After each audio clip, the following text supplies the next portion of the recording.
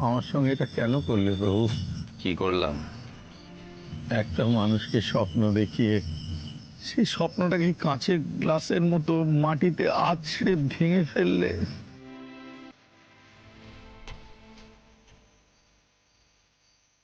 ভগবান, প্রভু, স্বপ্নটা শুধু আমি একা দেখিনি, আমার পুরো পরিবার এই স্বপ্নটাকে খড়কুটোর মতো আঁকড়ে ধরে বাঁচতে চেয়েছিল। আমার বাবা, আমার স্ত্রী, আমার ছেলে মেয়ে, এমনকি আমার পাড়া প্রতিবেশী পর্যন্ত স্বপ্নটা দেখেছে। আমার সঙ্গে এরকম কেন করলে প্রভু? এই জন্য কি তুমি আমার কাছে এসেছিলে আমাকে কষ্ট দেবে বলে? আমি তোমাকে কষ্ট দিইনি ভগবান। এই স্বপ্ন তুমি নিজেই তৈরি করেছ, তোমার হাতেই ভেঙেছ, আর সেই স্বপ্ন ভেঙে যাওয়ার যন্ত্রণা এখন তুমি ভোগ করছো। তাহলে তুমি আগে কেন বলো যে আমি পুরস্কার পাবো না? আমি বলতে চেয়েছিলাম ভগবান, তুমি শুনতে চাওনি। কাল আমি তোমাকে ডাকিনি? মনে করে দেখো।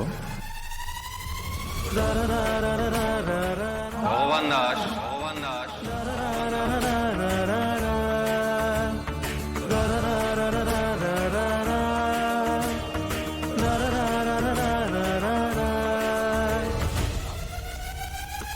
প্রভু, আমি তো তাড়াতাড়ির মধ্যে আছি, আমাকে যে যেতে হবে। আমি এখন আসছি। হ্যাঁ, শান্ত হয়ে আমার কথাটা শোনো ভগবান দাস। আমি শান্ত হয়ে শুনতে পারবো না, আমার মন অশান্ত হয়ে আছে প্রভু। আমাকে যেতে হবে, আমাকে ইসমাইলকে ধরতে হবে। আমি আসি প্রভু, পরে কথা হবে। তুমি তখন অর্থের টানে দিক বিদিক জ্ঞান শূন্য হয়ে পড়েছিলে, আমার থেকে অনেক দূরে চলে গিয়েছিলে। মানুষ যখন অর্থের পিছনে দৌড়য় তখন সে ঈশ্বরের থেকে অনেক দূরে চলে যায়।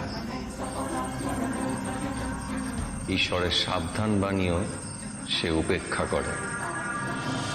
তোমার ক্ষেত্রেও তাই হয়েছে ভগবান দাস। তোমাকে আমার এটাও দেখানোর ছিল যে এই সংসারে সবাই অর্থের পিছনে দৌড়চ্ছে। তোমার কাছে যতক্ষণ অর্থ আছে ততক্ষণ সবাই তোমার পাশে আছে। অর্থ শেষ, সব শেষ।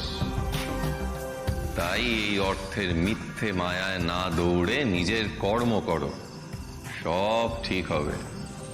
সহজে পাওয়া কোনো অর্থই তোমাকে শান্তি দেবে না ভগবান। কিন্তু কিন্তু বাস্তব পরিস্থিতিটাও তো বুঝতে হবে। সকাল সন্ধ্যে দরজা খুলছি, ওদের মুখগুলো দেখি, তাই তো? এখন ওই মুখগুলো যদি ভেঙে তুবড়ে দেয়, সেটা আমাদের জন্য কতটা খারাপ হবে বুঝতে পারছো সেটা? সত্যি খারাপ হবে, কিন্তু না। কিন্তু পুনা কি? কিন্তু পুনা কি? তুমি না নিজেকে পুরুষ সিংহ বলো, তাহলে কি একবার বর্জন করতে পারলে না তুমি? তুমি যদি বর্জন করতে পারো তাহলে তাহলে আমি তোমাকে একদিন লুচি আর তরকারি খাওয়াবো। লুচি তরকারি খাবে? না, আজকে গর্জন করতে পারবো না। সকাল থেকে এত বিচ্ছিরি গলাটা ব্যথা হয়েছে না, মানে আমি উঠতে পারছি না। ভগবান, ভিতু কি ভিতু ভিতু দিন তুমি একটা। আর কি যদি সুবোধা থাকতো না, সব কটাকে মেরে একেবারে রাস্তা শুয়ে। হাতও দিত, ও তো ব্ল্যাক বেল্ট। তোমারও তো ব্ল্যাক বেল্ট আছে। না, তুমি বুঝতে পারো না, আমার ব্ল্যাক বেল্টটা কোমরের সঙ্গে প্যান্টটাকে আটকে রাখার জন্য, ওর ব্ল্যাক বেল্টটা কোমর ভাঙার জন্য। আমি অত শত বুঝি না। ছোটবেলায় বাবা কি বলেছেন সে কথাটা মনে না রেখে ওদের সব কটাকে গিয়ে একবার পিটিয়ে এসো।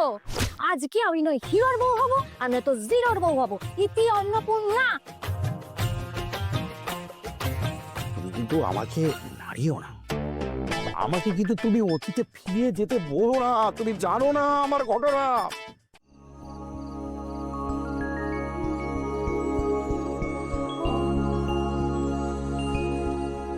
ঠাকুর, কি যে হচ্ছে আমি তো কিছুই বুঝে উঠতে পারছি না।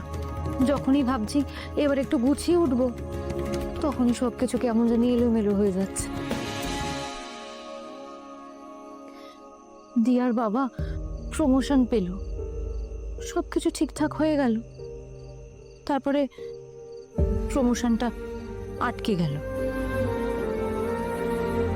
তারপরে বাবাকে ভাবলাম বেনারস থেকে ঘুরিয়ে নিয়ে আসবো, তোমার দর্শন করিয়ে নিয়ে আসবো, সেটাও তো ভেস্তে গেল।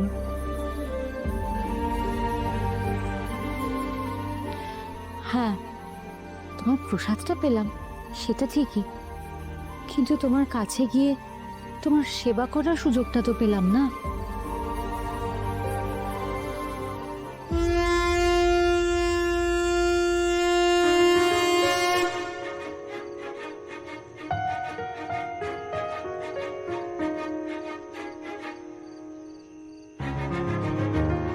তারপরে ওই লাকি ড্রয়ের 50 লক্ষ টাকা, সেটা নিয়ে যা হলো কি আর বলবো তোমার।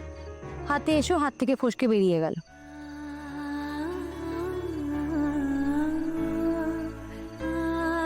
স্বপ্ন দেখি আর স্বপ্ন ভাঙ।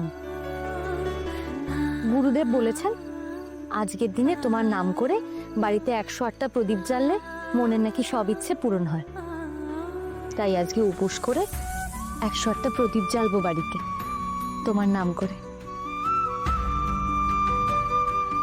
কিন্তু এই যে বলছি পুজো করব, তার তো আর ঝুঁকি কম নয়, তাই না? প্রদীপ থাকে তো সলতে থাকে না, আর সলতে বানাই তো তেল থাকে না।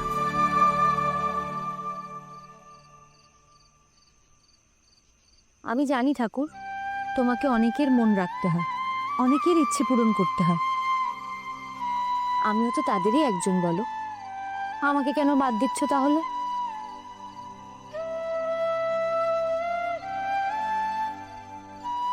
ঠাকুর, আমাদের একটা ভালো দিন দাও, যেদিন আমরা সবাই মন থেকে খুব ভালো থাকবো, আনন্দে থাকবো, তুমিও ভালো থাকবে।